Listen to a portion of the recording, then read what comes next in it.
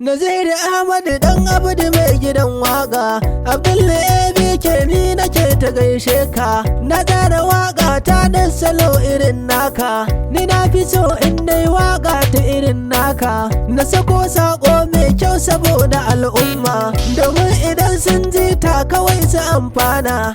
Ba wai na tabarin zance ba da na zauna.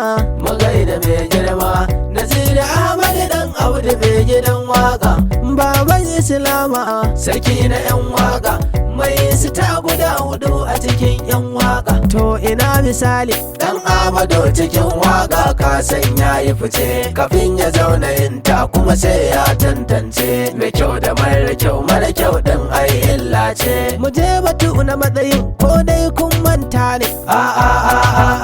ABK din waka, zancen ɗaya bayan ɗaya shine dai muka ɗauka, domin ka fahimce mu wasu ma kuma su fahimta. Na gane mu dawo kan maganar matsayi na shi. Magaida mai girma Naziru Ahmadu dan Abdu mai gidan waka, baban Islama sarki na 'yan waka, mai sita guda 4 a cikin 'yan waka. To ina misali na farko mai waka ne fanni na siyasa, na biyu mai waka ne fanni na sarauta, na uku mai waka kaji tamkar wazi ne, na 4 gida na biki can ma mun ganshi.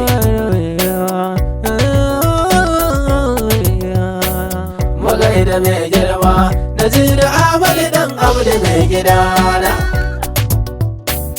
Algaita magangara gidan sarki, jiniya wannan yana gidan gwamna. Shi ilimi haske na cikin al'umma, Qur'ani da hadisi mulka al'umma. Za mu ga tsira tabbas ba wani tawaya, an manya ibada zuciya ba fariya.